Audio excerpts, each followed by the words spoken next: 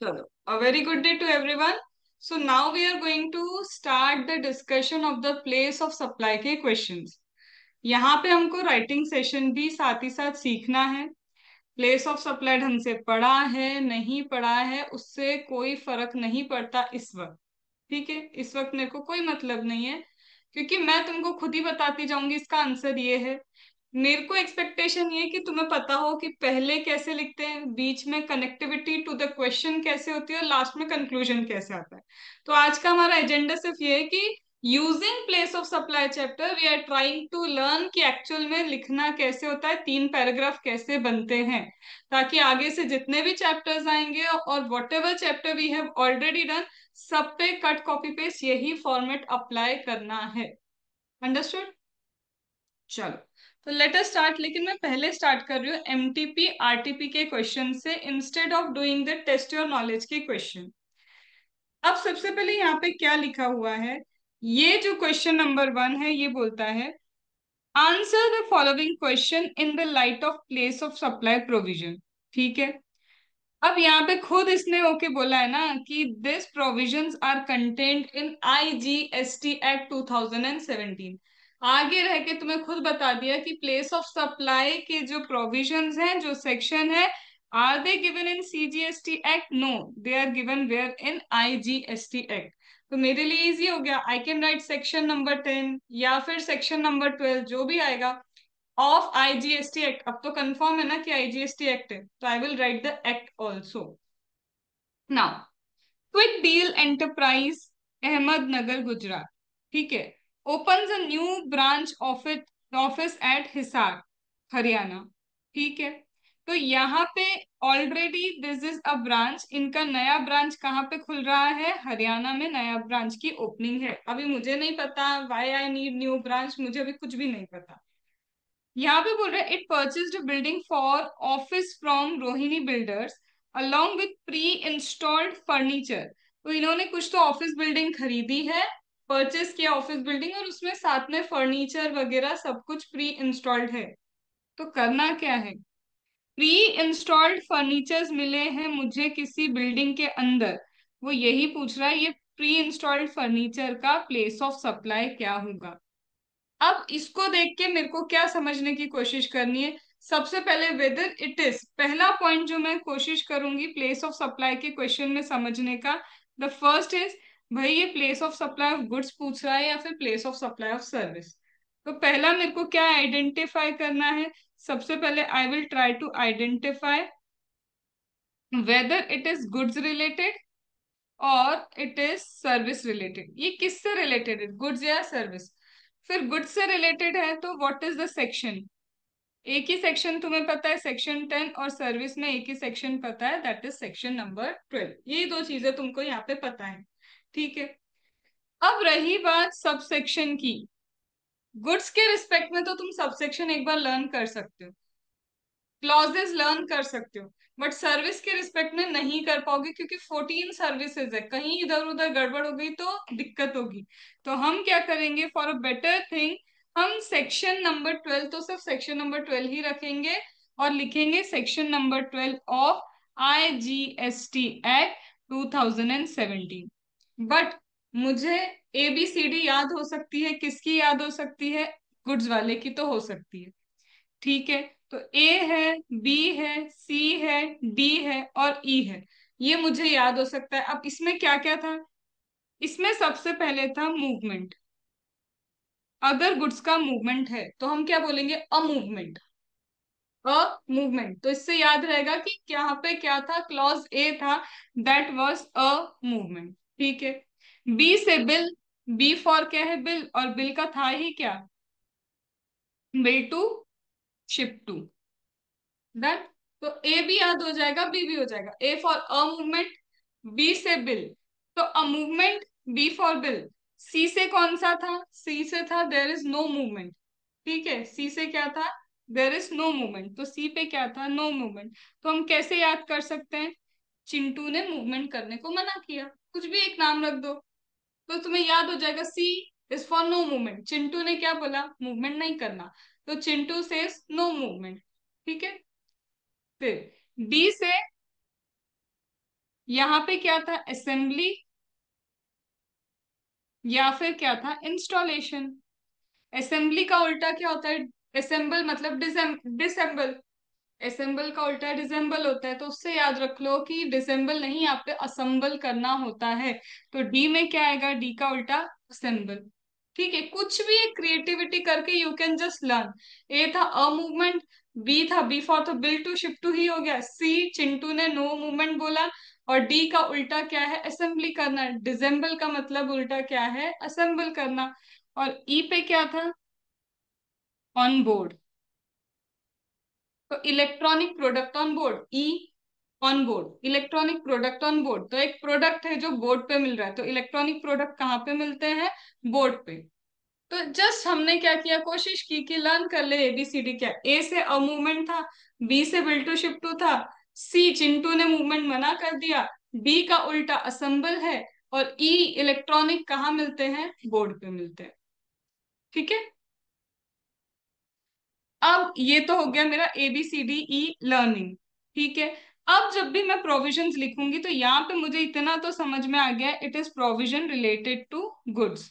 अब ये गुड्स में क्या है, मूवमेंट है या नहीं, मुझे ये समझ में आ गया कि चलो यहाँ पे कौन जीता, कि this question is related to goods, provision of the goods से related, place of supply of goods से रिलेटेड है।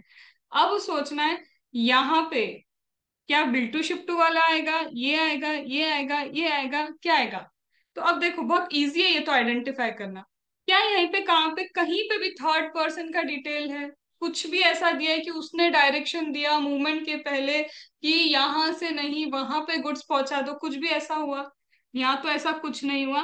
दैट मीन्स मैम बिल्टू शिफ्टू की तो बात ही नहीं है, ये तो पक्का कंफर्म है ही नहीं। ठीक है, फिर इसके बाद कहीं पे ऐसा दिख रहा है, ट्रेन वेसल एयरक्राफ्ट, कुछ भी ऐसी चीज जिससे यू वुड आइडेंटिफाई कि इट इज ऑन बोर्ड, यहाँ पे ऑन बोर्ड की भी कोई बात नहीं है, तो यहाँ पे ये चीज खत्म। अब ये देखना है मैम मूवमेंट है, नो मूवमेंट है या असेंबली।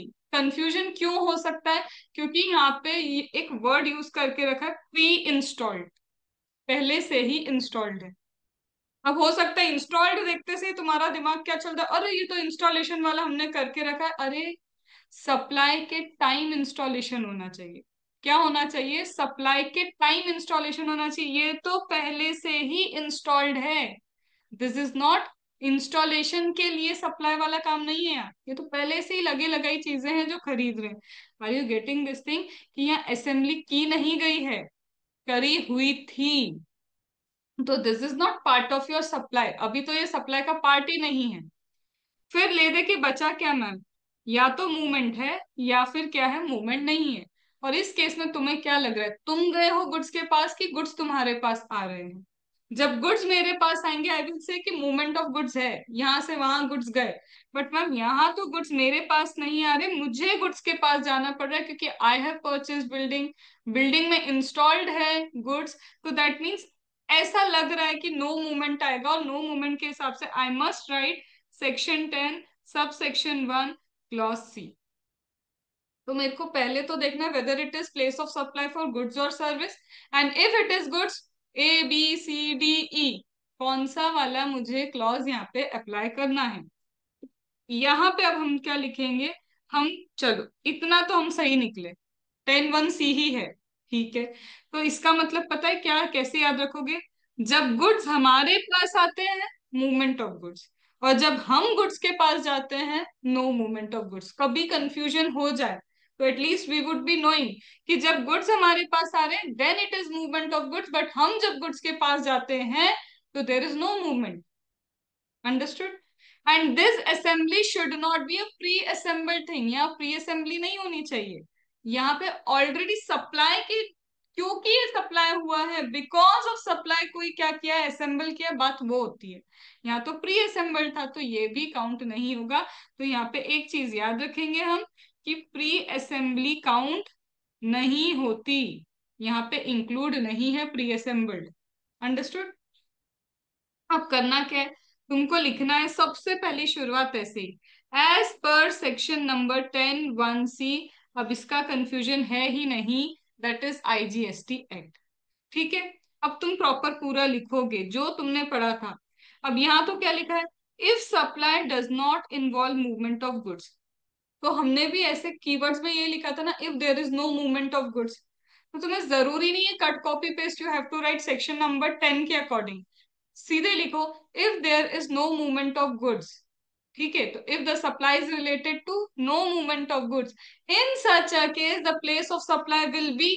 मैंने ऐसी लैंग्वेज यूज नहीं की, ये क्या बोल रहा है मुझे नहीं पता, बट मैं ट्राई कर रही हूँ उसको ये बताने का। If it is related to no movement of goods the place of supply will B.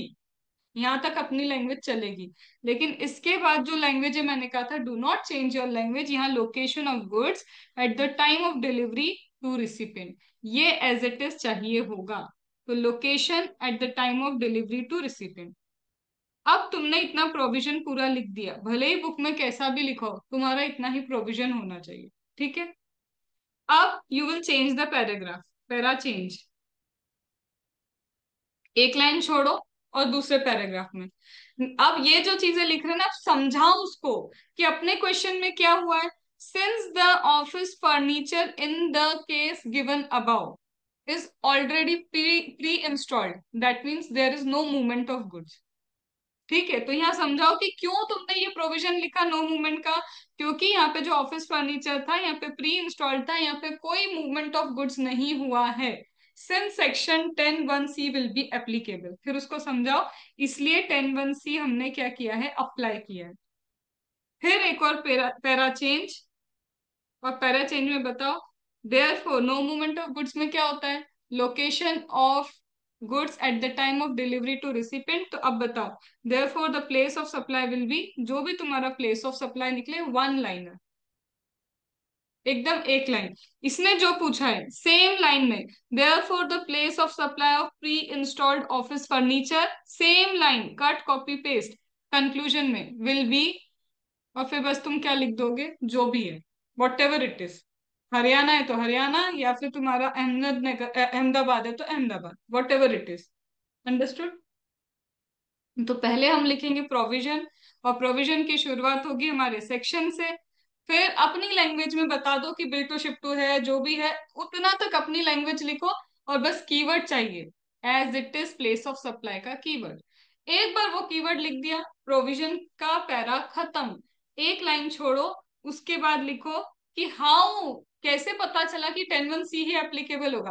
क्योंकि तुम्हें समझ में आया ना कि here there is no movement of goods, तो वो रीजन बताओ कि इसीलिए हमको पता चला and therefore it is 10(1)(c applicable. और फिर लास्ट में जैसा पूछा है एज इट इज, बस ये डिटरमाइन मत लिख देना, एज इट इज इसको लेके you have to write your answer. अब लास्ट टिप, ये हो गया तुम्हारा आंसर। लास्ट क्या है, जो भी कीवर्ड्स तुमने लिखे हैं, what ever keywords you have return, 101% mandatory तुम उसको क्या करके आओगे, अंडरलाइन करके आओगे, दूसरे पेन से नहीं। You cannot change your pen, तुम पेंसिल से भी हाईलाइट नहीं कर सकते, तुमको ब्लैक पेन से लिखना होता है। I hope you know this thing कि आपको ब्लैक पेन से ही एग्जाम में लिखना है। तो आपने जो भी कीवर्ड्स लिखे होंगे, तो मेरे लिए यहाँ पे पता है कीवर्ड क्या है, एक तो उसको अच्छे से आंखों से दिखाना है, देख मैंने सेक्शन लिखा है, that means I know the section. एक ये चीज हाईलाइट करोगे, highlight in the sense highlighter लेके मत बैठ जाना, वहां पे पूरे मार्क्स 0 हो जाएंगे। सिर्फ पेन से you have to do this underline, जो मैं कर रही हूँ। मैं है ना रेड से भी नहीं करती, मैं भी क्या करती हूँ तुम्हारे लिए ब्लैक से ही करके बताती हूँ। ये तुमने अंडरलाइन कर दिया, ठीक है। And second is location of goods at the time of delivery to recipient, ये दूसरी चीज। और लास्ट जो तुम्हारा प्लेस ऑफ सप्लाई का आंसर निकलेगा, सपोज अभी मैं बोल देती हूँ ये गुजरात है, सपोज के लिए, अभी है नहीं आंसर, मुझे नहीं पता आंसर क्या है, मैंने जो भी आंसर लिखा बस उसको हाईलाइट करा। पता है क्या होगा, जब सामने वाला तुम्हारी कॉपी चेक करेगा ना, टिक टिक टिक, वो पूरा पढ़ने का उसके पास भी टाइम नहीं है, बहुत सारी कॉपी है चेक करने के लिए। बट उसको समझ में आ गया बच्चे ने ये कीवर्ड सही लिखे हैं, और 101% तुमको पूरे मार्क्स आएंगे। Are you getting? ठीक है, तो तुम्हें ये तीन उसको दिखाना है घोर घोर के कि देख ले भैया, जो चाहिए था उसके हिसाब से मैंने ये आंसर लिख दिया, खत्म। और ये हर एक में करना, चाहे it is law your audit, जहां जहां जो भी प्रोविजन बेस्ड है सब जगह यही कॉन्सेप्ट एप्लीकेबल होता है। अब राइटिंग सेशन का ये तो हो गया मेरा बताने का। अब शुरुआत पे तो मैम एग्जाम में हम कर भी लेंगे, शुरू शुरू में तो एकदम जो बेस्ट क्वेश्चन है, तुमने, मैंने बोला था ना, two best question you have to identify. तुमने दो बेस्ट क्वेश्चन आइडेंटिफाई कर लिया और लिखना चालू कर दिया।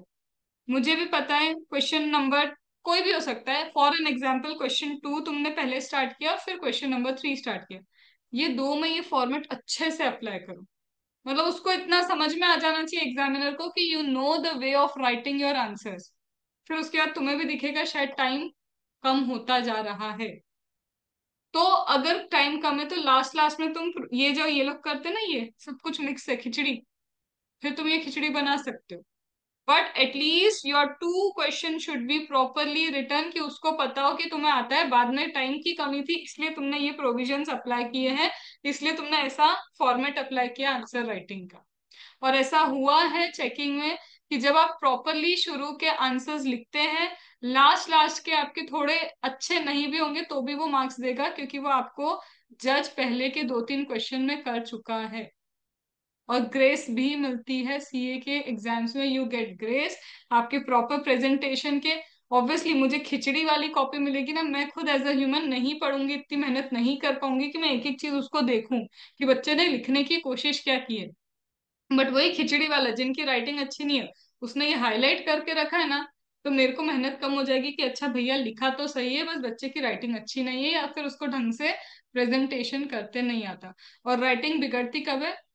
लास्ट लास्ट में, जब तुम्हें भी समझ में आ जाता है कि तुमने कुछ ज्यादा ही कहीं पे टाइम लगा दिया है, अब तुमको भागने की जरूरत है। Understood? Done? So this would be your way of writing any answer. तो यहाँ पे मैम मेरा आंसर क्या होना चाहिए? अब ऑब्वियसली मैम ये तो हो ही नहीं सकता, हमने खरीदा क्या? ये बिल्डिंग खरीदी है, और ये कहाँ पे है? हरियाणा में है। हरियाणा में ही हमको वो गुड्स मिले। तो the pre installed goods, no movement, वो कहाँ पे हुआ है मैम? हरियाणा में ही थे गुड्स। तो हमारे लिए प्लेस ऑफ सप्लाई क्या होने वाला है? हरियाणा होने वाला है। अंडरस्टूड? ये कितने नंबर का है? 90% चांस ये भी है कि ये तुम्हें कहाँ मिल जाएगा? एमसीक्यू में। यू कैन नॉट एक्सपेक्ट कि ये तुम्हारे रिटर्न ही आएंगे, क्योंकि तुम्हारे जो केस स्टडी बेस्ड एमसीक्यू होते हैं पर के 2 नंबर होते हैं। तो 2 मार्क्स में देखे ना, this in MCQ format also, तो तुम्हें जरूरी नहीं है कि ऐसा कि एज इट इज मिलेगा, एमसीक्यू भी हो सकता है। Understood? Now next question.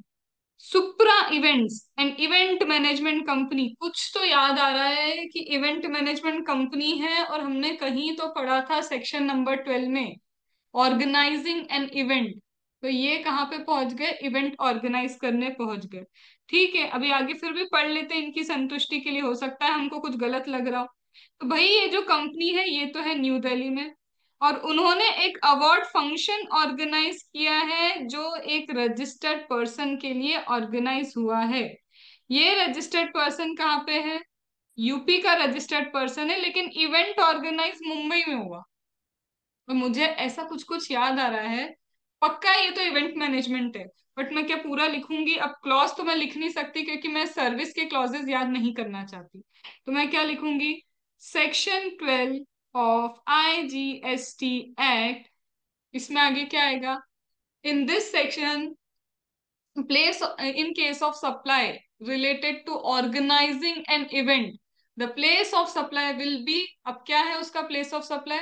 Where the event is actually held, वो place जहाँ पे वो event होता है। तो तुम वो प्लेस ऑफ सप्लाई का प्रॉपर कीवर्ड लिख के उसको क्या करोगे? अंडरलाइन करोगे। फिर चेंज करोगे यहाँ पे क्या, तुम्हारा सेक्शन पैराग्राफ चेंज करके बताओगे क्यों तुमने यही अप्लाई किया। Because it is an event management company that organise event, इसीलिए ये वाला क्या हुआ है? सेक्शन अप्लाई हुआ है, क्योंकि ये सप्लाई ऑफ सर्विस है। फिर बताओगे उसको कि अकॉर्डिंग टू यू क्या है place of supply of the service provided by Supra. अब जब मैं लिखूंगी ना तो मैं यही लिखूंगी कंक्लूजन में, place of supply of service supplied by supra is, वही मेरा आंसर होगा। जो पूछा है वो मेरा आंसर होगा। फिर बोल रहे क्या तुम्हारा आंसर डिफरेंट होगा? अगर अवार्ड फंक्शन मॉरिशस में ऑर्गेनाइज हुआ है। हाँ होगा ना, मुझे पता था मैम कि सर्विस बाहर जा सकती है, और सर्विस बाहर जाएगी तो क्या होगा? Location of recipient. तो फिर बताओगे, if the award function is organised as Mauritius instead of Mumbai, the place of supply will be, फिर जो भी तुम्हारा आंसर हो। इसका मतलब मैम जब मैं यहाँ प्रोविजन लिखूंगी तो मुझे ये प्रोविजन इकट्ठे लिखना पड़ेगा पहले। जब तुम प्रोविजन लिखने जाओगे तो पहले ही पूरा क्या लिखना पड़ेगा, प्रोविजन, फिर वो चेंज करोगे पैराग्राफ और दो आंसर्स लिखोगे। अंडरस्टूड? आ रहा है समझ में? So this thing you don't need to apply only in case of place of supply, but यही राइटिंग प्रोविजंस होते हैं जो तुमको एंटायर जीएसटी के हर जगह पे, डीटी में, तुम्हारे लॉ में, सब जगह यही एप्लीकेबल करना है। अब दिमाग को एटलीस्ट फॉर्मेट पता है कि लिखना कैसे, तो हम बहकेंगे तो नहीं कम से कम कि पता नहीं क्या लिखना है। अब कई बार क्वेश्चन ये भी आता है, मैम क्या पूरा पूरा लिखना है क्या? अरे क्यों लिखोगे पूरा, तुम बुक लिखने बैठे हो क्या? क्वेश्चन में प्रॉब्लम क्या है, क्वेश्चन ने पूछा प्लेस ऑफ सप्लाई, तो क्वेश्चन के हिसाब से जितना प्रोविजन रेलिवेंट है उतना लिखो। क्या इस क्वेश्चन में तुम्हें कुछ और बोला था जनरल रूल कब एप्लीकेबल होगा कब नहीं? अब देखो मैंने भी ये वाले क्वेश्चन में अगर आगे की चीज नहीं रीड की होती, वो मॉरिशियस वाला, तो have I even told you कि प्रोविजन में वो मॉरिशियस वाली चीज भी लिखो कि सर्विस कैन गो आउटसाइड वाला लिखवाया था क्या? नहीं। तो जब तक क्वेश्चन से रिलेटेड जितने प्रोविजन यूजफुल है सिर्फ उतना लिखना, क्योंकि extra marks for extra provision अभी तक तो नहीं है। पर हाँ, एक्स्ट्रा प्रोविजन के लिए जो तुम 2-3 मिनट लिखने में लगाओगे उसके लिए 2-3 नंबर का हो सकता है कोई क्वेश्चन भी छोड़ के आ जाओ। Are you getting? डन। चलो, तो ये दो क्वेश्चन हो गए एटलीस्ट लिखने कैसे। अब इसका आंसर तो हमें पता है कि कीवर्ड्स क्या क्या है, तो हमने बोला देखो सेक्शन 12 ये नहीं लिखेंगे, नहीं लिखेंगे, नहीं लिखेंगे, सिर्फ लिखेंगे सेक्शन 12 ऑफ आईजीएसटी एक्ट स्टिपुलेट्स, बताता है कि place of supply of service, ये कीवर्ड रखना कि सर्विस के लिए प्लेस ऑफ सप्लाई क्या है, और यहाँ उसने लिखा था सप्लाई गुड्स के लिए क्या है जब नो मूवमेंट्स हो, place of supply of goods क्या है जब नो मूवमेंट हो, तो लिखना place of supply for the service provided by an organisation. अब तुमको ये जरूरी नहीं ये सब याद है, यहाँ पे किसी भी तरह का इवेंट ऑर्गेनाइज करे, तुम किसी भी तरह के इवेंट में दो लिख लो, आर्ट इवेंट हो सकता है, कल्चर इवेंट हो सकता है, या फिर ये नहीं भी लिखोगे और लिखोगे any kind of event, that is also good. याद आ जाए तो लिखना बढ़ाना चढ़ाने के लिए, नहीं आए तो you can write any kind of event including supply of service in relation to. अब ये पूरा इन्होंने एक्स्ट्रा लिखा है देखो, सिमिलर इवेंट, लेकिन उन्होंने ले लिया, ठीक है। सिमिलर मतलब एनी काइंड ऑफ इवेंट अगर आप ऑर्गेनाइज कर रहे हो, बट इसमें क्या लिखोगे, if the event is organised India में है तो where the event is actually held, and if the event is organised outside India तो तुम्हारा प्लेस ऑफ सप्लाई क्या होगा, लोकेशन ऑफ रिसिपेंट। ये पूरा प्रोविजन लिखना है। इट डजेंट, अब यहाँ पे बताओ, यहाँ पे मेरे को करना पड़ता है क्या तुम्हारे हिसाब से, रजिस्टर्ड पर्सन को दिया या अनरजिस्टर्ड पर्सन को दिया? यहाँ पे वो बाइफर्केशन है क्या कि whether the recipient is registered और अनरजिस्टर्ड ऑर्गेनाइजिंग एन इवेंट? है पक्का? ऑर्गेनाइजिंग एन इवेंट में है, याद है जीटीओ। अब गलती पता है क्या हो सकती है, मैं पता है किसका आंसर बोल रही हूँ बार बार, place of supply where the event is held, वो एडमिशन टू एन इवेंट की बात है, and none of you even question. मैं जो तुम्हें बार बार प्लेस ऑफ सप्लाई बोल रही हूँ वो किस चीज का बोल रही हूँ, एडमिशन टू एन इवेंट, कि किसी भी इवेंट में किसी बंदे को अगर आप एडमिशन करवाते हो, टिकट वगैरह चार्ज करते हो, that is also supply of service. और ये सप्लाई ऑफ सर्विस के लिए व्हाट यू नीड, इवेंट कहाँ पे ऑर्गेनाइज हुआ है, इवेंट कहाँ पे हेल्ड हुआ है, ये ऑर्गेनाइजिंग है। ऑर्गेनाइजिंग में I have to see registered person को दिया तो लोकेशन ऑफ सच पर्सन, और अनरजिस्टर्ड को दिया तो फिर वापस इवेंट पे आते हैं अपन। अंडरस्टूड? तो वो क्या याद रखना है तुम्हारे को, mnemonic GTO, GTO transportation of goods, transportation of passenger, और साथ में क्या आएगा इसमें, इंश्योरेंस सर्विस। इतनी जगह पे ये बाइफर्केशन आएगा। अब एक चीज देखो, तुम भी एक बार ये प्रोविजन पढ़ना कि इन्होंने अननेसेसरी लिखा है, रजिस्टर्ड हुआ तो क्या होगा, अनरजिस्टर्ड हुआ तो क्या होगा, जो काम का है उतना ही लिखा है। अनरजिस्टर्ड का प्रोविजन भी उन्होंने कहीं नहीं लिखा, सिर्फ रजिस्टर्ड रजिस्टर के रिस्पेक्ट में they have written what the provision. तो क्यों लिखना अनरजिस्टर्ड का जब बात ही नहीं पूछी अनरजिस्टर्ड की? अंडरस्टूड? ठीक है, चलो। तो यहाँ पे क्या आएगा, यहाँ पे आंसर तुम्हारा क्या आएगा, लोकेशन ऑफ रिसिपिएंट आएगा। कब? In the given case since the recipient is the registered person, क्योंकि हमारे केस में ऑर्गेनाइजिंग एन इवेंट में जो रिसिपिएंट है that is a registered person, तो लोकेशन ऑफ सच पर्सन आता है, और लोकेशन ऑफ सच पर्सन क्या है? वाराणसी, यूपी। यहाँ पे मुंबई में हुआ नहीं हुआ उससे मतलब ही नहीं है, ठीक है। लेकिन मैम अगर ऐसा हो कि ये जो इवेंट है वो कहाँ पे ऑर्गेनाइज हो, मॉरिशियस में ऑर्गेनाइज हो, if the award function organised as Mauritius, तब भी कोई चेंज होगा? आंसर चेंज नहीं हो पा रहा, क्यों? क्योंकि again it is location of such person only ना, इसलिए आंसर चेंज नहीं हो पा रहा है।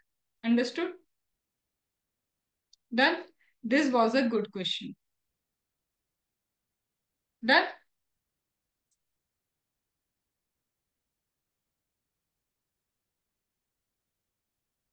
ये वाला लिखोगे बिना देखे? ये वाला लिखो, दैट इज योर सेकेंड वाला। ये लो, और उसी फॉर्मेट में लिखो जैसा मैं बता रही हूँ, and in 4 minutes only. You have 4 minutes to right.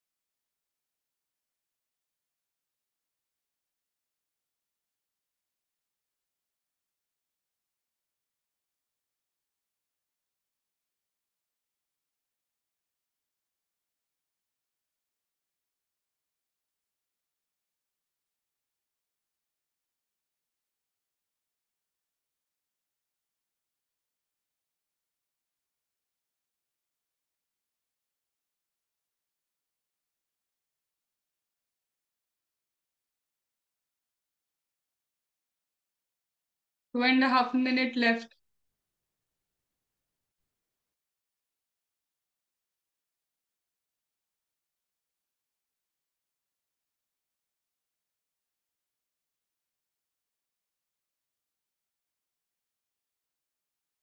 जो लगता है अंडरलाइन करना है वो अंडरलाइन भी करो।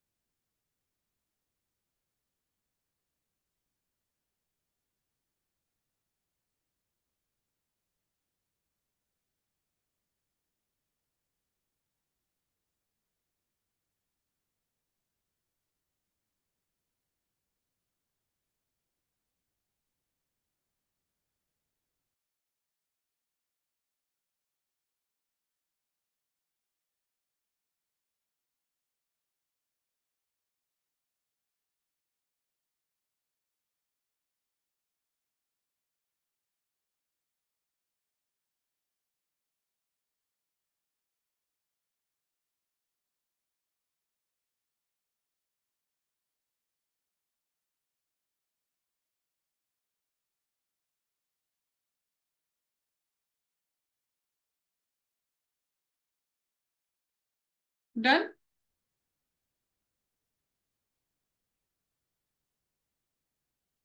सो why I have given you time right now, ये तो लिखा हुआ था, एटलीस्ट किया हुआ था, आई होप। बट अभी एक चीज समझो, was it possible for you to write in 4 minutes when you know the format? जब फॉर्मेट पता है तो एटलीस्ट पता है कि पहले ये लिखना है, इतना लिखना है, इतना लिखना, सॉर्टेड। तो now you have to start practising this things. अभी सप्लाई हो गया, सब हो गया, because any time I would be taking your test, जो सरप्राइज टेस्ट मैंने बोला, मैं कभी भी ले सकती हूँ। तो अभी what I have plan for everyone, कि कल से हम लोग ऑब्वियसली मेगा एग्जामेशन के लिए रुक रहे हैं अभी थोड़ा। आईटीसी एंड रजिस्ट्रेशन के लिए वी आर नॉट रेडी, अभी हम रेडी नहीं है। क्यों? पहले मैं तुम्हें वो छोटे छोटे टॉपिक्स है ना, TDS TCS, one day that I will be starting, वो सारे टॉपिक्स अब मैं स्टार्ट कर रही हूँ। अब मिस मत करो क्लास, क्योंकि पता भी नहीं चलेगा, वो सब हो जाएंगे तो 3 ही तो टॉपिक बचे तुम्हारे करने को। अब जब हम बड़े टॉपिक्स कर रहे होंगे ना, फिर मैं टारगेट देना स्टार्ट करूंगी छोटे टॉपिक्स का। तो इवेंचुअली क्या होगा, जैसे सपोज करो आई एम डूइंग मेगा एग्जामेशन, मैंने स्टार्ट किया मेगा एग्जामेशन, बट मुझे पता है उससे पहले मैंने सारे छोटे टॉपिक्स तुम्हारे कंप्लीट कर दिए। अब मैं क्या करूंगी, मैं बोल दूंगी कल तुमको टीडीएस टीसीएस प्रिपेयर रखना है, और आधे घंटे में क्या करूंगी, 1.5 घंटे हम पढ़ेंगे मेगा एग्जामेशन, आधे घंटे में मेरे एक्स्ट्रा क्वेश्चन रेडी रहेंगे, तुमको ऑन द स्पॉट सॉल्व करूंगी। तो इससे क्या होगा, एक प्रैक्टिस तुम्हारी राइटिंग की हो जाएगी, क्वेश्चन सॉल्व करने की हो जाएगी, एंड सेक्शन कैसे लिखते हैं, प्रोविजन लिखते हैं, वो सारी हो जाएगी। फिर मैं एक आंसर उसका लिख के बता दूंगी, तो you would be able to check कि तुम सही कर रहे हो या नहीं। वैलिड। तो एटलीस्ट हमारा राइटिंग सेशन भी अच्छे से और हो जाना चाहिए, राइट। और instead of having only one test, हर टॉपिक का एक एक टेस्ट हो भी जाएगा। ठीक है, चलो। तो बी प्रिपेयर्ड, एटलीस्ट लाइफ के student, do not miss the classes, महंगा पड़ेगा। क्योंकि G drive is G drive, life is life, difference तो है। ठीक है, चलो, ओके। तो let us start now with the next question. अब नेक्स्ट क्वेश्चन मैं डिस्कस नहीं कर रही, लेट्स सी तुम आंसर अगर तुमको आता है तो यू कैन डू। यहाँ पे क्या लिखा है फिर से, mega event and event management company. मुझे यहीं से एक चीज समझ में आना स्टार्ट हो रही है कि ये फिर से क्वेश्चन एक इवेंट मैनेजमेंट कंपनी के ऊपर ही है। Again this is section number 12। Again the service is provided to a registered person, and यहाँ पे क्या है, दोनों मिक्स करके दे दिए। एक बार तो इवेंट है सिंगापुर में, और एक बार इवेंट कहाँ पे है, न्यू दिल्ली। और थोड़ा एक बार पढ़ लेते हैं, एक चीज ये भी हो सकती है सामने वाला कहाँ रजिस्टर्ड है, न्यू दिल्ली में। देख लेते हैं क्या लिखा है।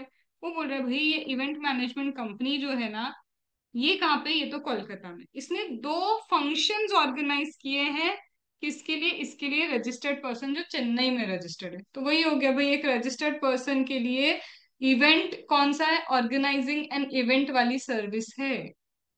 एक बार इवेंट दिल्ली चला गया, दैट मीन इन इंडिया, और एक बार इवेंट कहाँ चला गया, Singapore, that is outside India. तो मुझे पता है, मुझे ये वापस लिखने की जरूरत नहीं, और एग्जाम टाइम पे इसको वापस भी नहीं पढ़ना। क्यों? क्योंकि वही तो बोला, यही क्वेश्चन तो कट कॉपी पेस्ट है, just they have change the places. Instead of Mauritius अब कहाँ चले गए बेचारे, सिंगापुर। और दिल्ली पहुंच गए इंस्टेड ऑफ ये दूसरी प्लेस यहाँ पे कौन सी थी, वाराणसी। बाकी सब सेम है। अंडरस्टूड? फिर crown planner is hired by doctor Banta, unregistered person. ठीक है, तो अभी ये तो कोई तो प्लानर है बेंगलुरु, इसको हायर किया डॉक्टर ने, ये अनरजिस्टर्ड है। और अब एक अनरजिस्टर्ड पर्सन क्या करेगा, ये क्राउन प्लानर क्या करेगा, एक अनरजिस्टर्ड पर्सन के लिए उसके बेटे की वेडिंग प्लान कर रहा है मुंबई में। मतलब now this is a question, वो बोल रहा है if organising an event is provided to registered person, तब क्या होगा, if organising is to an unregistered person, तो क्या होगा, और तब क्या होगा, ये वेडिंग, इधर के केस में भी एक सर्विस आउटसाइड इंडिया पहुंचा दी, यहाँ पे भी अनरजिस्टर्ड के केस में what if the service is outside India, provided outside India, तब क्या होगा। तो आर यू गेटिंग, ये पूरा प्रोविजन है। तो अब मैं पता है क्या बोलूंगी, इसको भी क्रॉस कर देते, एक काम करते हैं, ये भी हटा देते। क्यों? ये इनकम्प्लीट है मेरे लिए, काम का क्वेश्चन हो गया क्वेश्चन 2। बिकॉज ये एंटायर सर्विस की बात कर रहा है। एक रजिस्टर्ड को भी अगर तुम आउटसाइड इंडिया प्रोवाइड कर दोगे सर्विस तो क्या होगा, अनरजिस्टर्ड के लिए भी क्या होगा। तो यहाँ पे पूरा कंप्लीट प्रोविजन आएगा मेरा सेक्शन नंबर 12 का। अब तुम क्या लिखो, ये वाला, क्योंकि पहले वाला तो लिख चुके हो ना। अब इसका क्या लिखोगे, when the service is provided to an unregistered, सबसे पहले तो एज पर section number 12 of IGST Act. It stipulates supply of service in relation to organizing an event. ठीक है। टू अ रजिस्टर्ड पर्सन तो क्या होता है, वो तो तुम कर चुके हो। टू अन अनरजिस्टर्ड पर्सन है तो क्या है कीवर्ड्स उसके, क्या कीवर्ड्स होते हैं अगर टू एन अनरजिस्टर्ड पर्सन हम लोग प्रोवाइड करते हैं तो। मुझे याद तो आ रहा है, तुम लोकेशन याद, of event held, location of, event The perform. location of the recipient. चलो, अगर अनरजिस्टर्ड पर्सन और इंडिया में सर्विस हो गई है तो where the event is there. But अगर ये सर्विस इंडिया के बाहर चली जाए देन लोकेशन ऑफ रिसिपेंट, तो दोनों अच्छा, चीजें लिखनी पड़ेगी। तो दोनों चीजें लिख के you will write the answer quickly, again giving you 4 minutes।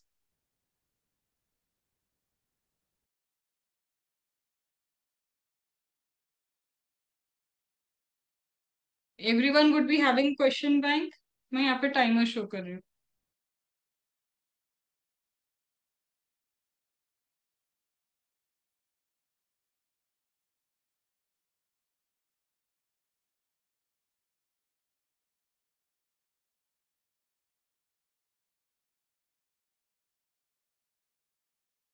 जल्दी लिखो।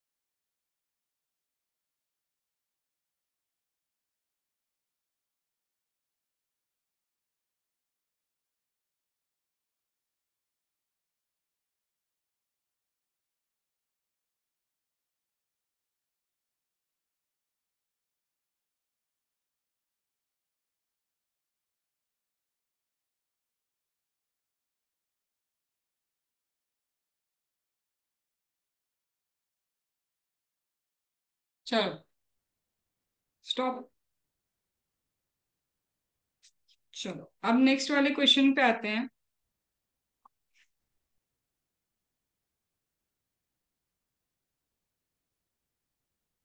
नाउ एमटीपी का 5 मार्क्स का ये क्वेश्चन है, एज वेल एज अक्टूबर 19 में भी दे हैव आस्क्ड। अब ऐसा क्या है इसमें, place of supply in relation to immovable property is location of the property. ठीक है, ये तो मुझे भी पता था, वेयर द प्रॉपर्टी लोकेटेड और intended to be located. Suppose around is suppose a road is constructed from Delhi to Mumbai that cover multiple states, then what is the place of supply? If you know that हमने करा था कि जब बहुत सारी multiple states cover होती जाती है तो सबसे पहले हम देखते हैं कि स्पेसिफिक कुछ तो कहीं के लिए मिला होगा, नहीं मिला तो टर्म्स ऑफ एग्रीमेंट, और अगर टर्म्स ऑफ एग्रीमेंट में भी नहीं है तो हमको प्रिस्क्राइब करके रखे होंगे रूल्स, और उन रूल्स की बेसिस पे ही हम क्या करेंगे देखेंगे। और ऐसे केस में हमको क्या बोला था, you have to check the area. हमको क्या चेक करना पड़ेगा, एरिया, इसका एरिया कितना किस स्टेट में जा रहा है, किसका कितना किस स्टेट में जा रहा है। अगर ये मैम होटल होता तो हम नाइट्स देखते कि कितनी रात हम कहाँ पे रुके, उसके हिसाब से उस रेशियो में निकालते। तो मतलब कितना डायरेक्ट क्वेश्चन है, कुछ भी नहीं है, डायरेक्ट क्वेश्चन है। But properly you have to write the entire provision, और मेन चीज क्या है, ये इसके मार्क्स है एक्चुअल में। बाकी सब समझ में आ रहा है कि मोर देन वन स्टेट होगी तो प्रोपोर्शन कैसे डिवाइड होगा, that you can all write in your language, but यही तो मेन कीवर्ड है। अंडरस्टूड।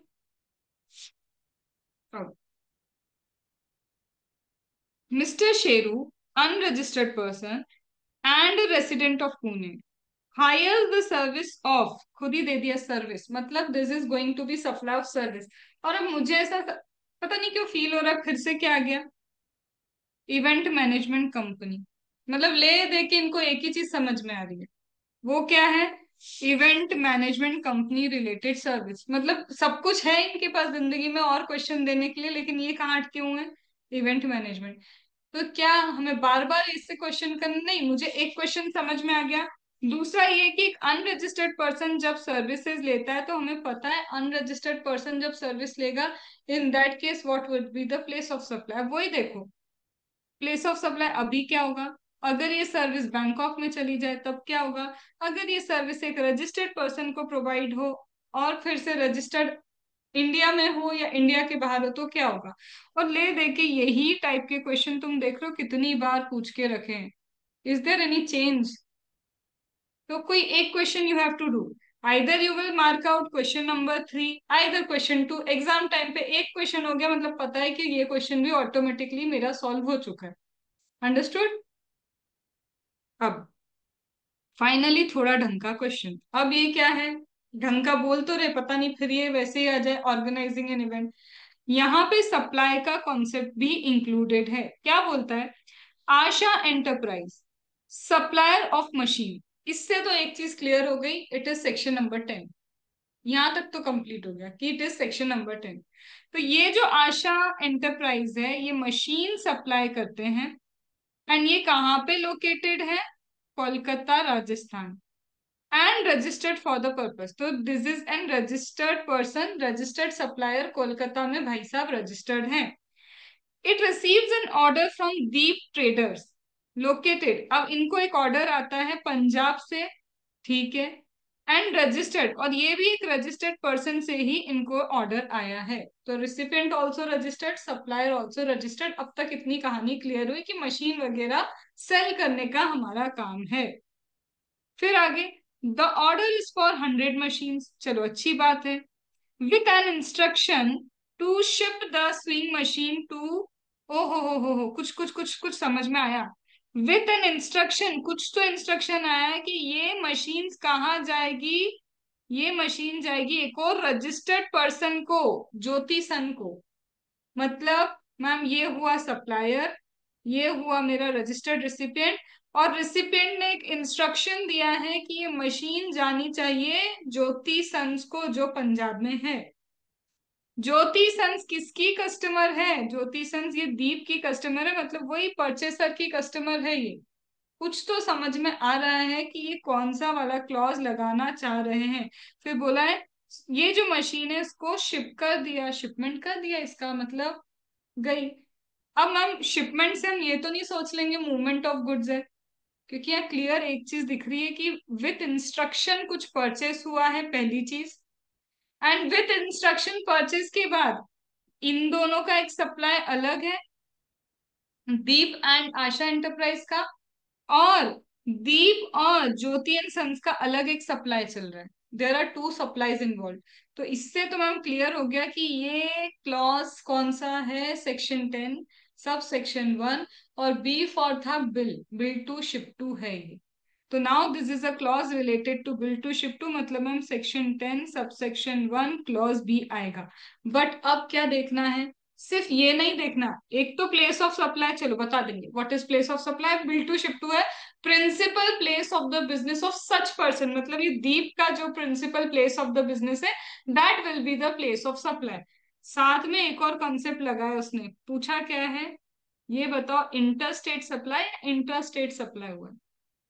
अब ये इंटर स्टेट है या इंटर स्टेट, क्यों, आशा एंटरप्राइज वो कहाँ पे, राजस्थान, दीप भाई साहब कहाँ पे, पंजाब। अरे मैम सप्लाई तो इन दोनों के बीच में हुआ है, और याद करो वो दिन जब ये समझाया था, even if the goods are supplied to Jyoti son, मतलब जिसके भी इंस्ट्रक्शन पे जहां पे भी हमने सप्लाई की, but it would be deemed कि सप्लाई किसको हुआ है, दीप ट्रेडर को ही सप्लाई हुआ है, ऐसा मानेंगे। तो मेरे को यहाँ नहीं देखना, मेरे को देखना है दीप कहाँ पे, पंजाब में, ये भाई साहब कहाँ पे हैं, राजस्थान में। बोल दो when there is two states, नहीं टू स्टेट्स नहीं लिखना, वो लिखना location of supplier and place of supply. अगर दो स्टेट्स में है तब जाके हम बोलेंगे इंटर स्टेट है। तो मैम लोकेशन ऑफ सप्लायर कहाँ दिख रही है, राजस्थान। प्लेस ऑफ सप्लाई कहाँ है, principal place of the business of such person, ma'am ये पंजाब आ रहा है, तो फॉर श्योर दो अलग अलग स्टेट है, तो लिखोगे it is inter state supply. और जब इंटर स्टेट सप्लाई तो हम भी जानते हैं इस पे क्या लगेगा, आईजीएसटी। तो इसने क्या किया, पहले तो तुमको 10(1)(b) पूछ लिया, फिर टाइप ऑफ सप्लाई हमने किया था एक चैप्टर खुद बना के, टाइप ऑफ सप्लाई, फिर वो पूछ लिया। फिर जब तुमको इतना समझ में आ जाए टाइप ऑफ सप्लाई क्या है, तो ये तो बहुत बच्चों जैसा क्वेश्चन है, बताओ आईजीएसटी लगेगा या सीजीएसटी एप्लीकेबल होगा। अब इसके लिए हम क्या करेंगे, पहले प्रोविजन लिखेंगे ये, ठीक है, फिर एक फिर पैराग्राफ चेंज करेंगे एक लाइन छोड़ के, फिर इसका भी प्रोविजन वहीं लिख देंगे, इंटरस्टेट वहीं पे लिख देंगे, ठीक है। और फिर एक और लाइन छोड़ के इसका भी प्रोविजन लिख देंगे, वेयर नेवर there is inter state supply IGST would be applicable. फिर हम लिखेंगे ए का आंसर, फिर बी का आंसर, और क्या लिखेंगे, एज पर द अबाउ प्रोविजंस, आंसर ये होगा, और क्यों ये प्रोविजन लगाया, as per the above provision, because location of the supplier and place of supply, supplier कहाँ है, Asha enterprise is in Rajasthan, and location of ये प्लेस ऑफ सप्लाई का है, Deep enterprise that is place of supply, principal place of business of that person. तो तुम ऐसे लिख के बताओगे कि देखो एक राजस्थान है एक पंजाब है, तो देयर फोर यहाँ पे क्या है, इंटरस्टेट सप्लाई। याद रखना जब तुम प्लेस ऑफ सप्लाई के आंसर लिख रहे हो डायरेक्ट नहीं लिखना, बताना आशा इंटरप्राइज है, वो रिसिपिएंट है या वो सप्लायर है, कहाँ पे वो लोकेटेड है, everything you have to tell नाम के साथ, बस ऐसे ही नहीं बोल दोगे principal place of the business of such person और लिख के, अगर सच पर्सन कौन हो गया, पंजाब, दीप एंटरप्राइज पूरा नाम आना चाहिए। अंडरस्टूड, आया। तो ऐसे आंसर्स क्या करोगे, एक साथ सारे प्रोविजन लिखो एक एक लाइन छोड़ छोड़ के, और फिर एबीसी में एज पर the above mentioned provision, above mentioned provision, बस सेक्शन चाहो तो लिख दो as per section 1 2 as mentioned about, तो उनको समझ में आ जाएगा, पहले तुमने सारे प्रोविजन लिख दिए then you are writing the answers. Understood, चलो। इसके लिए अभी लिखना है ये, हाँ लिखेंगे, लेकिन अभी लिख दिया ये मैंने 4 मिनट्स, इसका भी आंसर, ठीक है। इसके बाद क्या है मैम, इसको भी डिस्कस कर ले, फिर देखते हैं अभी कितने क्वेश्चंस लिखने हैं अपने को। मैम ये क्या है, ये रजत चावला है, एक इंटीरियर डेकोरेटर है, जहां मुझे समझ में आ रहा है ये इंटीरियर डेकोरेटर है, service related to immovable property मुझे समझ में आ रहा है। And when the service is related to immovable property, ma'am ये तो सर्विस है, that mean section number 12 will be applicable of IGST act. Understood? फिर वही वेयर लोकेटेड और इंटेंडेड टू बी लोकेटेड दोनों आएगा। ठीक है। अब यहाँ पे क्या बोला है, लोकेशन ऑफ रिसिपिएंट, रिसिपिएंट कहाँ है भाई, दिल्ली में। लोकेशन ऑफ मिस्टर अमन मल्होत्रा, अब ये मिस्टर अमन मल्होत्रा कौन है, एक सेकेंड, रजत कौन है, सप्लायर है, तो लोकेशन ऑफ सप्लायर कहाँ है, दिल्ली। मिस्टर अमन कौन है, रिसिपिएंट है, जो सर्विसेज रिसीव कर रहे हैं, वो कहाँ पे है मैम, महाराष्ट्र में। तो बस मैं इसको देख के बोल दूं क्या ma'am, it is interstate supply, गलती मत करना। whenever there is immovable property located or intended to be located, and my property is going to be located where, New York, France. और मुझे पता है मैम, जब सर्विस इंडिया के बाहर जाती है, पता है आपको प्लेस ऑफ सप्लाई क्या है, it is not immovable property located, तब पता है क्या आएगा, it would be location of recipient. Understood? तो तुम्हें लग ही रहा होगा कि इन जनरल तो तुम क्या लिखोगे, located intended to be located, नहीं, but if the immovable property located outside India, it is the location of recipient। और recipient की लोकेशन यहाँ पे कहाँ है, अमन की यहाँ पे महाराष्ट्र में है, तो मैम महाराष्ट्र लिख देंगे। बट मैम यहाँ पे तो इसकी न्यूयॉर्क आ गई, अब क्या करेंगे, located outside India, then place of supply of the recipient Maharashtra, ये क्या लिखा है मैम, ये भी तो हो सकता है, खुद रिसिपिएंट भी तो इंडिया के बाहर जा सकता है। और याद करो, जब रिसिपेंट मेरा इंडिया के बाहर चला जाएगा, तो ये पता है कौन सी चीज उन्होंने दे दी जो तुम्हारे कोर्स में भी नहीं है, that is your section number 13 दिया है, व्हेन आइदर रिसिपिएंट और either supplier located outside India. अब हमारा रिसिपिएंट इंडिया के बाहर चला गया, तो इन दैट केस ऑल्सो तुम्हें मैं अभी के लिए बता रही हूँ, तब भी रिसिपिएंट की लोकेशन इंडिया की मानी जाती है। ठीक है, इस पे ज्यादा ध्यान ना दो। क्यों नहीं दो, क्योंकि मैं क्या कर सकती हूँ कि अगर सेक्शन 13 भी उसने पूछा है तो, क्योंकि ये फाइनल का क्वेश्चन। ठीक है, तो एक्सपेक्टेड कम है कि तुम्हारे पेपर में आएगा, बट आएगा तो इतना हम लोग क्या करेंगे, याद करके चलेंगे कि जब भी रिसिपिएंट की लोकेशन इंडिया के बाहर जाएगी, तब भी हम क्या मानेंगे, प्लेस ऑफ सप्लाई उसका इंडिया वाला ही मान के चलेंगे। अंडरस्टूड? नो मैम, इसमें केस 2 में वो फ्रांस माना है।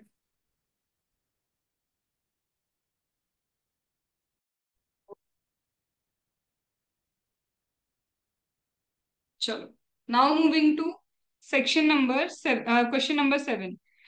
धुन private limited, owned by Jairaj, a famous singer, wishes to organize a music concert। मैं थक गई, पता है क्या है, फिर से ऑर्गेनाइजिंग एन इवेंट ही है ये। अभी तक तो ऐसा लग रहा है क्या, कि ये भाई साहब को क्या करना है, एक इवेंट ऑर्गेनाइज करना है हरियाणा में। अब Doon private limited enter into a contract with event management company. मैं क्या करूं, फिर से क्या ये वही करने जा रहा है कि ही ऑर्गेनाइज, इसने क्या किया, कॉन्ट्रैक्ट किया इवेंट मैनेजमेंट कंपनी के साथ, that is Dhanraj private limited. ठीक है, कुछ तो हुआ यहाँ पे, कंसिडरेशन 10 लाख रुपए डिस्कस हो गया, यहाँ तक की बात खत्म हो गई। धनराज बुक द लॉन, ये क्या हो गया, एक second, Dhanraj book the lawn Gurgaon में for holding the concert for a lumpsum consideration of 4 lakh. Gun Private Limited fixed the entry fees 5,000. You are required to give the place of supply involved in the given scenarios।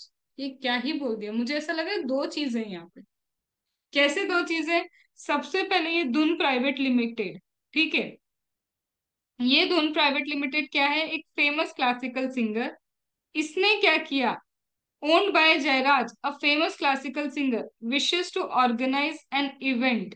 तो ये धुन भाई साहब को तो धुन चढ़ी थी कि वो एक इवेंट ऑर्गेनाइज करेंगे, इसके लिए धनराज से इन्होंने कांटेक्ट किया, तो पहली सर्विस इवेंट मैनेजमेंट की।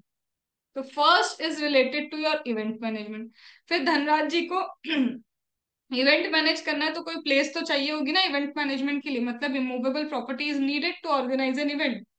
तो दूसरी सर्विस यहाँ पे आ गई, इमूवेबल प्रॉपर्टी से रिलेटेड, जो धनराज ने किसी और से ली है। तो you have to write both the things, दोनों का प्लेस ऑफ सप्लाई तुमको यहाँ पे लिखना पड़ेगा। देखो, अब सबसे पहले तो उन्होंने बताया सिनेरियो में सर्विसेज कितनी, ये तो समझ में है हमको, तो देखो, अभी इसको मैं इग्नोर कर रही हूँ। पहला ये कि सबसे पहले तो हमने क्या किया मैम, एक इवेंट ऑर्गेनाइज करने के लिए सर्विस एंटर की। मतलब धनराज और धुन प्राइवेट लिमिटेड में एक इवेंट मैनेजमेंट की सर्विस आ गई।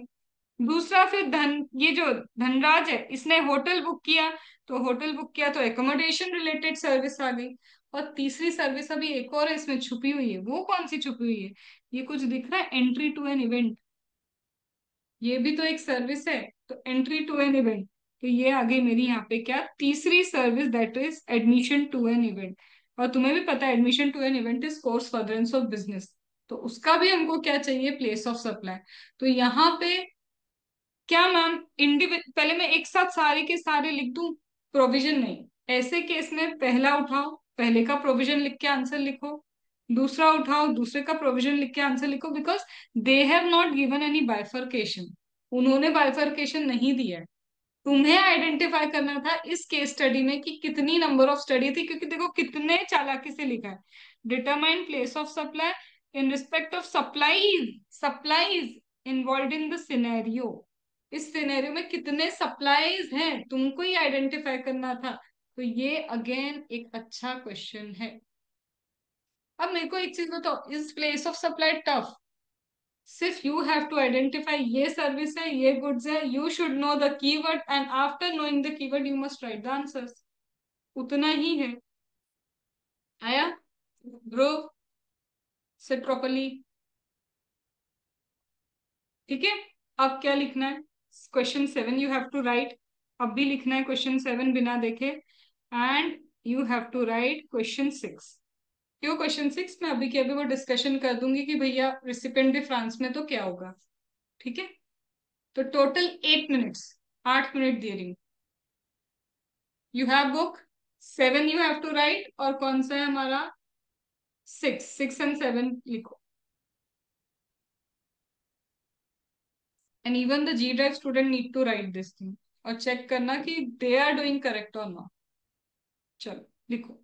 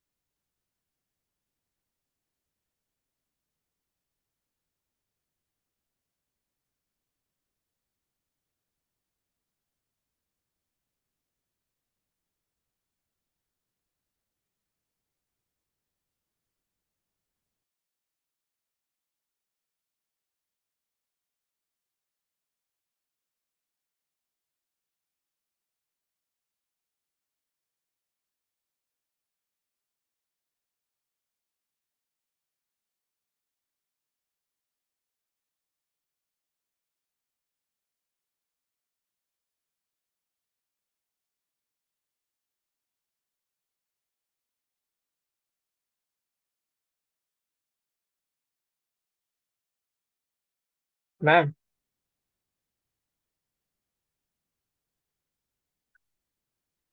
हाँ बोलो। मैम अगर कोई कंपनी या इंडिविजुअल के बारे में कुछ नहीं बताया या रजिस्टर है कि नहीं, तो उसको हम्म। क्या रजिस्टर तो करना है या हाँ, unregistered? If it is not registered वो स्पेसिफिकली बोलेगा नॉट रजिस्टर्ड। अच्छा। रजिस्टर्ड है तो स्पेसिफिकली बोलेगा, और कुछ नहीं दिया तो you have to assume it is registered.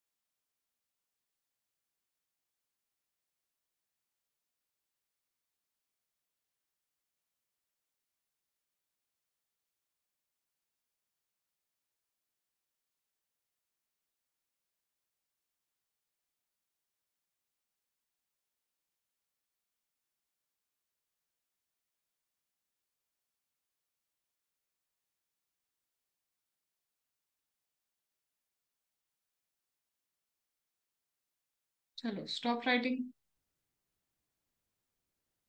At least are you finding कि थोड़ा सा स्पीड इंप्रूव हो रही है? ठीक है। अब जैसे इस क्वेश्चन में एक चीज दी थी ना, the entry fees was 5,000 rupees, right? What if I do entry fees is 450 rupees or 500, that means equal to or less than 500. So for admission to any event, if the ticket charges are 500 or less than 500, in such a case there is mega exemption. तो अब मैं उसी question में क्या लिख दूं, instead of 5,000 rupees as an entry fee, if the entry fee is 500 rupees और 450 rupees और 300 rupees, in such a case you will not find out any place of supply. Why? Because there is mega exemption. तो your question number 10 वो यही है, same है, बाकी सब same है कि इधर से कंसल्ट करवाना था, उन्होंने इवेंट मैनेजमेंट की भी सर्विस ली, एडमिशन टू भी इवेंट हुआ, सब कुछ हुआ। But in that case ticket का चार्जेस कितना है? 450 रुपीज। इसीलिए लिखा है कि here includes concept of mega examination. Question number 10 में आपके कौन से कॉन्सेप्ट आ जाएंगे मेगा एग्जामेशन के? तो तुम्हें सिर्फ एक ही चीज याद रखनी है, दैट इज इफ 450 और 500, अगर 500 या लेस देन 500 क्या है टिकट चार्जेस है, तो मेगा एग्जामेशन होता है, कोई जीएसटी नहीं लगता। But if the ticket charges are more than 500, अगर टिकट चार्जेस क्या है मोर देन 500 है, इन सच ए केस क्या होगा? मेगा एग्जामेशन नहीं रहेगा और तुमको क्या करना पड़ेगा? जीएसटी पे करना पड़ेगा। अंडरस्टूड? ये वाला, ये सेम 5,000 था और हमारा क्वेश्चन नंबर 10 है, इन that case they have given 450।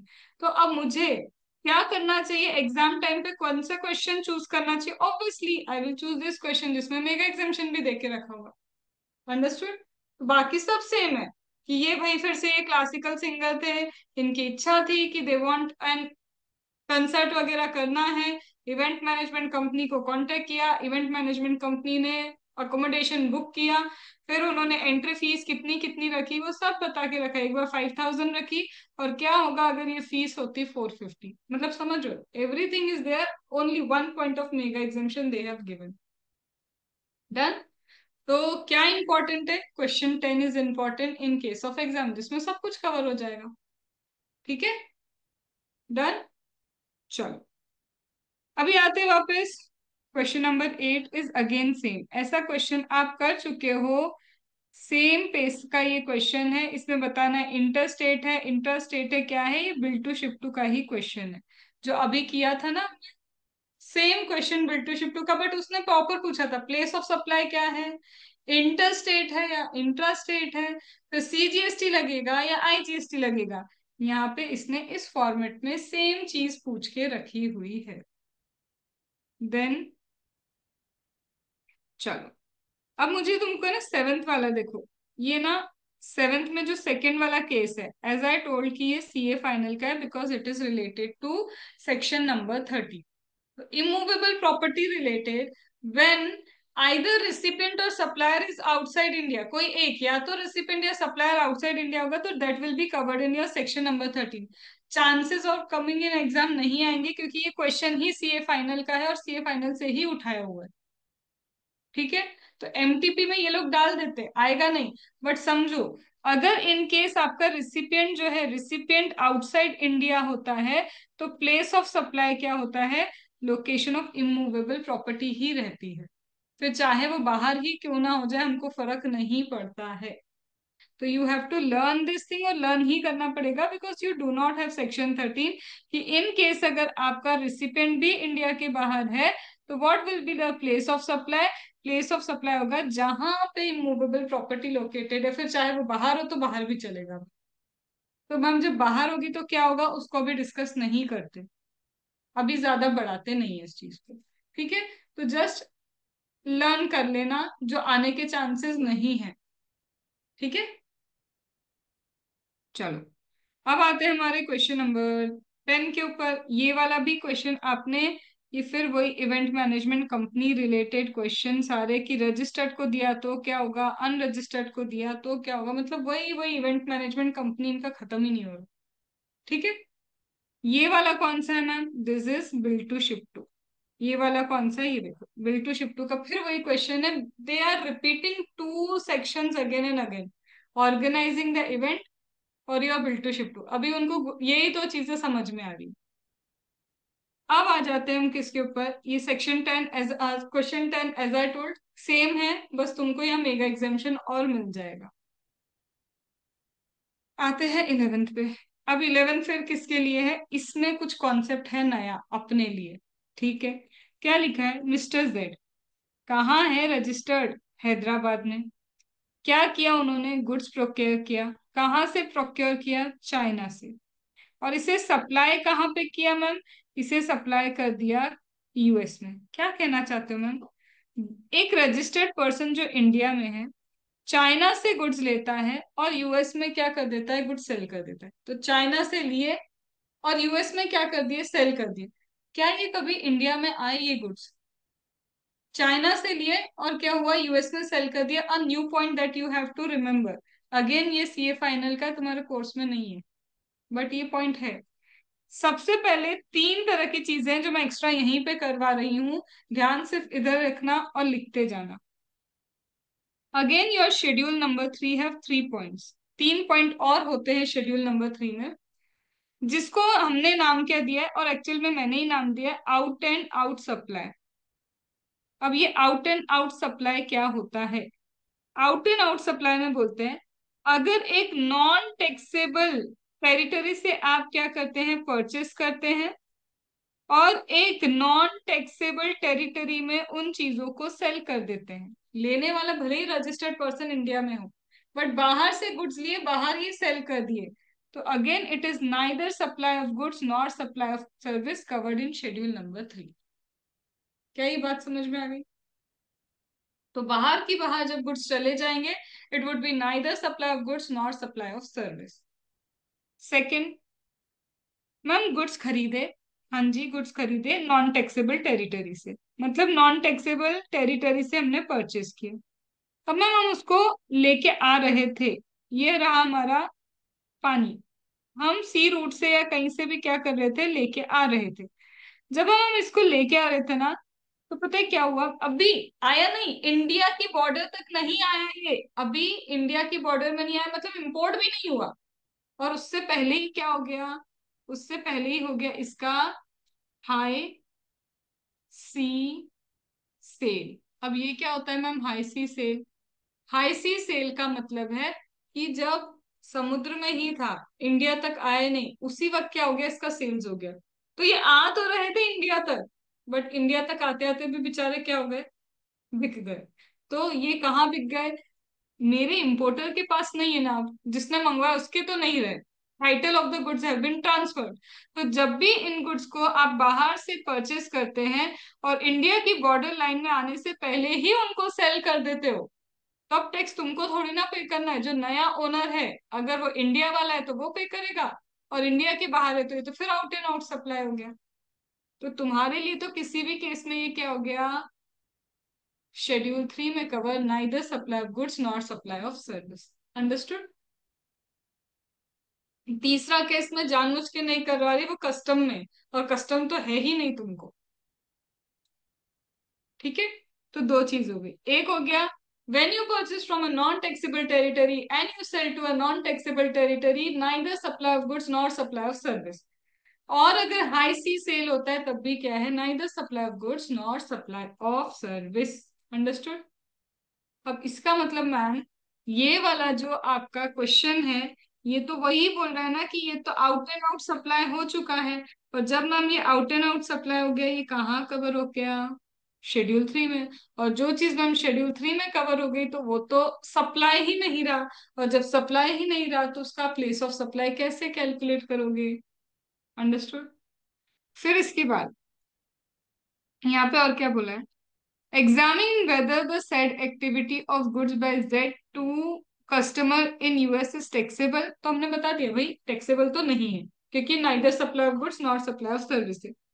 और अगर ये टैक्सेबल है तो फिर इसका प्लेस ऑफ सप्लाई क्या होगा, तो अगर ये टैक्सेबल हो भी जाती तो प्लेस ऑफ सप्लाई बाहर ही जाना था। और हम तो ये जानते हैं कि this is covered in your schedule number 3। और जब ये शेड्यूल नंबर 3 में कवर होता है कि ये सप्लाई ही नहीं है, और जो चीज सप्लाई नहीं है तो उस पर जीएसटी नहीं लगेगा। जीएसटी नहीं लगेगा तो प्लेस ऑफ सप्लाई का क्वेश्चन ही अराइज नहीं होता है। तो एक चीज समझ में आई, सबसे पहले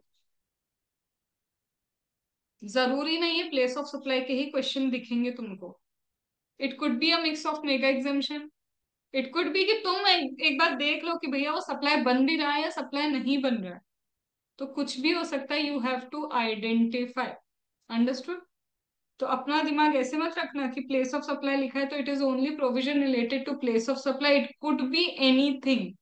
हो सकता है यहाँ पे वो लिख दे alcoholic liquor for human consumption, फिर तो जीएसटी के प्रीव्यू से ही बाहर है, तब भी क्यों प्लेस ऑफ सप्लाई देखोगे? Are you getting this? आया समझ में? चलो।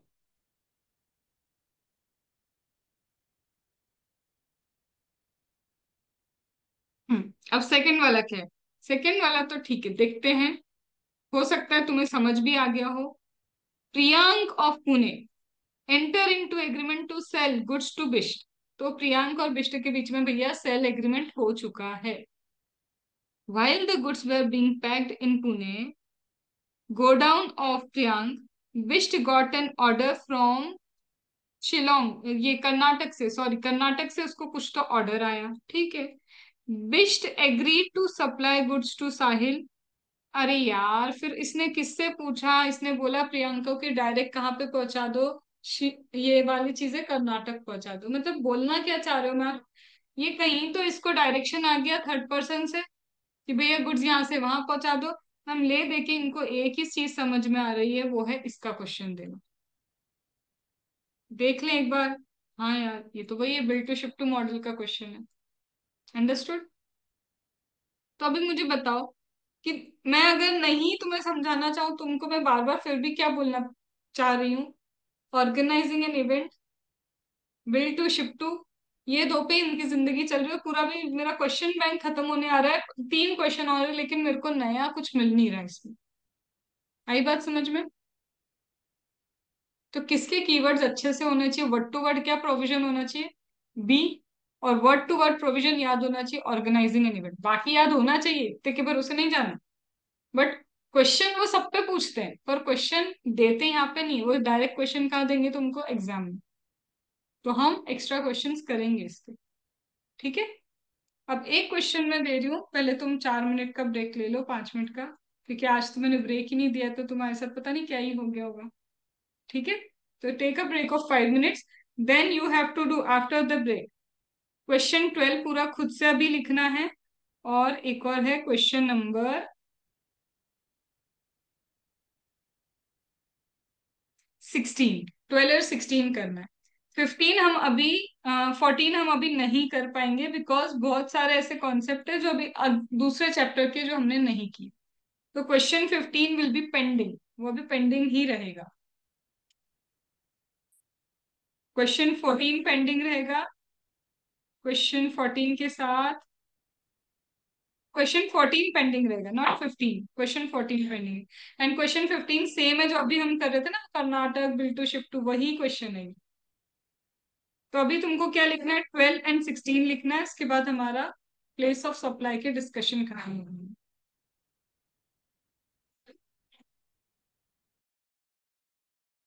चलो, अब हमें 12th करना था एंड 16 करना था, right? And I hope 16 and 12th are not same.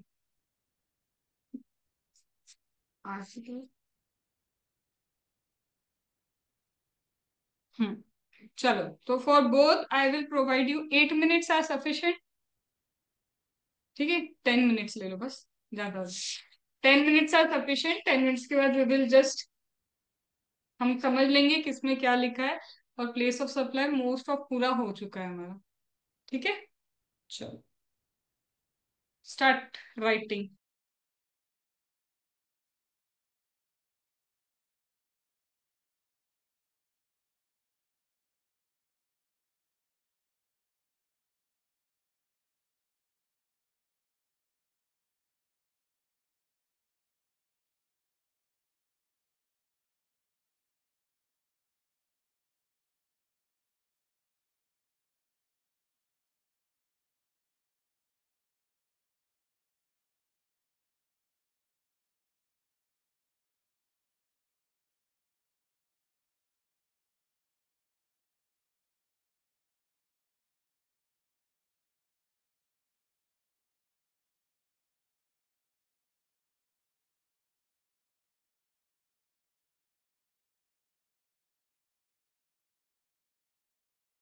Ma'am question 12 का point number 2 he out of syllabus है।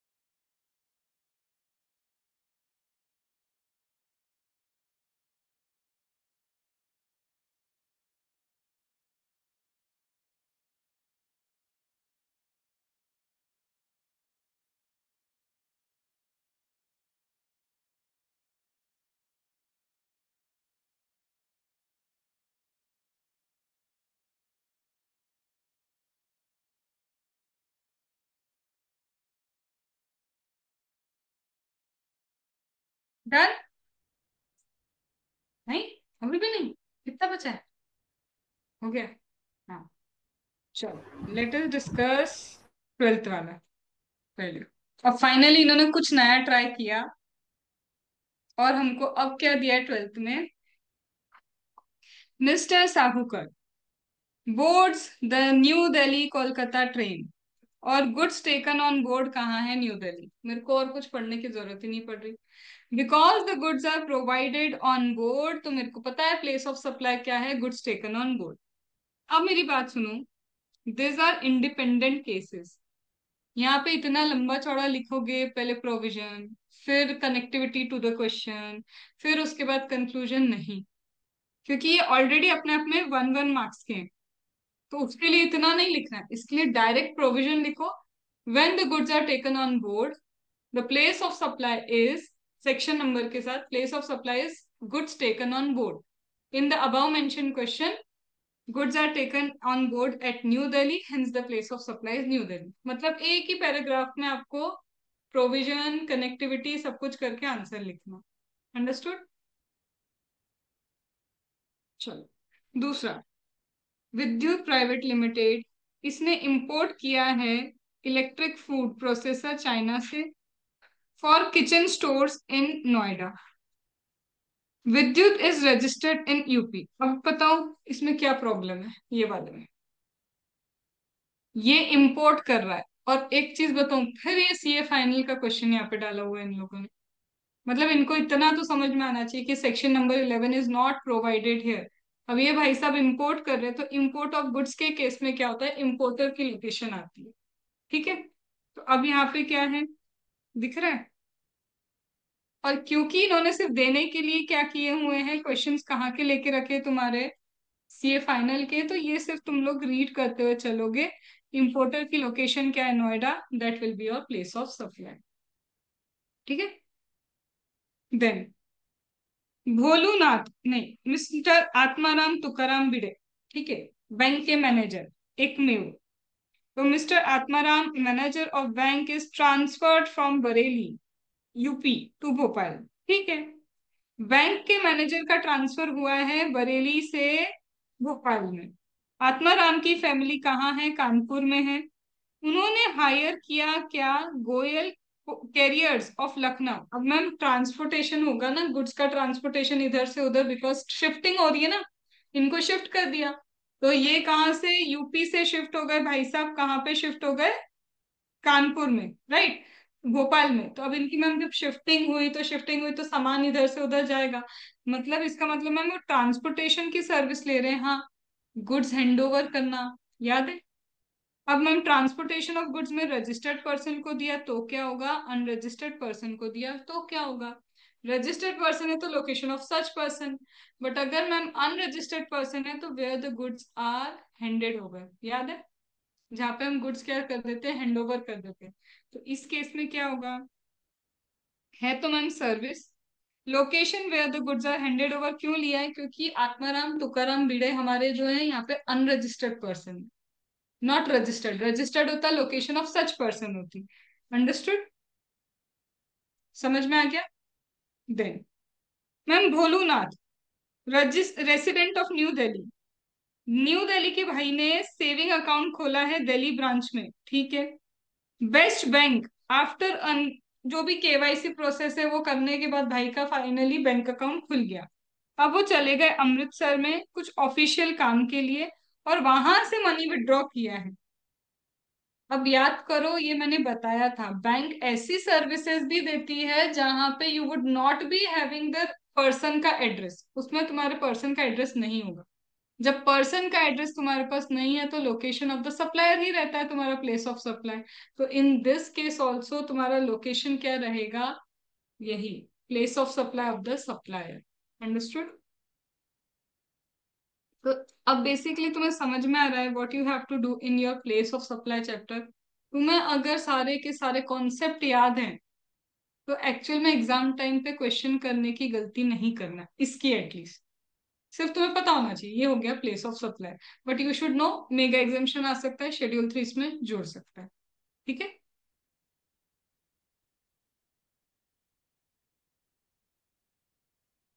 चलो, quickly coming to question number 16।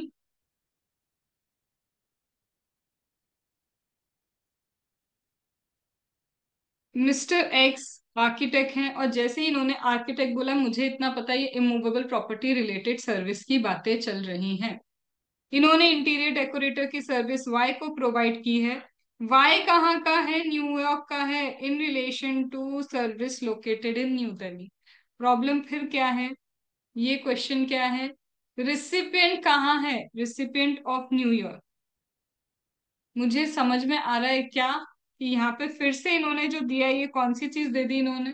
CA final का ही क्वेश्चन उठाया वापस।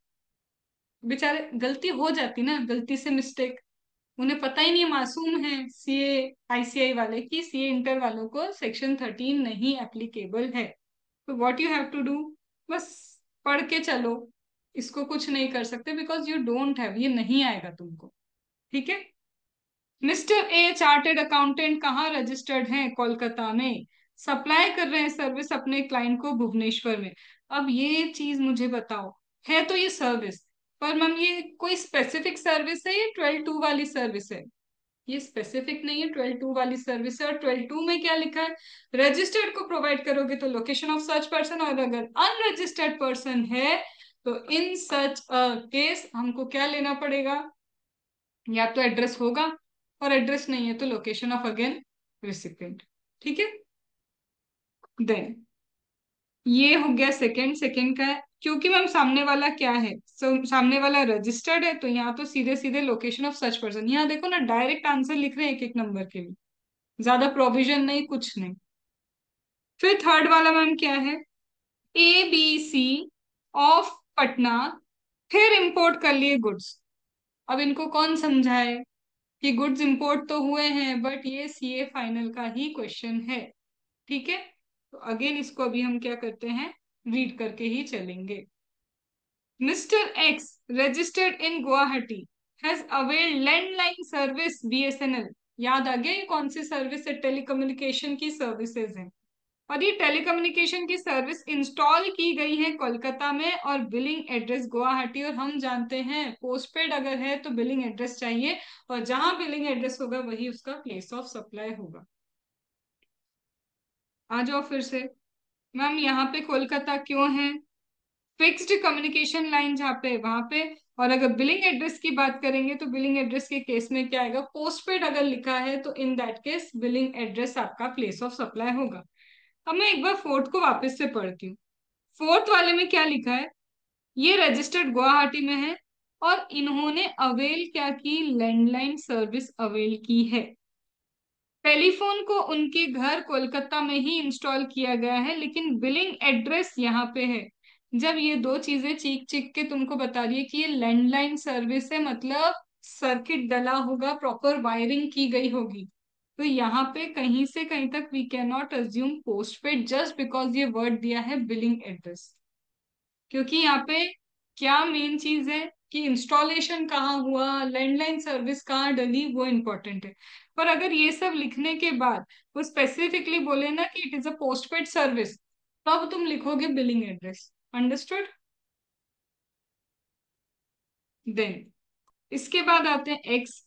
चेन्नई में है, ट्रैवल कर रहे हैं एयरक्राफ्ट के थ्रू, एंड उनको बीच में एयरक्राफ्ट ने ही क्या की? कोई सर्विसेज प्रोवाइड की। Again ma'am on board services provide हुई हैं, और ऑन बोर्ड सर्विस में मेरे लिए इंपॉर्टेंट क्या होता है? First schedule point of departure. तो यहाँ पे मुझे क्या चाहिए? First schedule point of departure क्या है? अब देखो ma'am, first schedule point of departure क्या है? कहाँ से कहाँ चल रहे हैं हम? Delhi to Chennai, leg of Bangkok Delhi Chennai flight.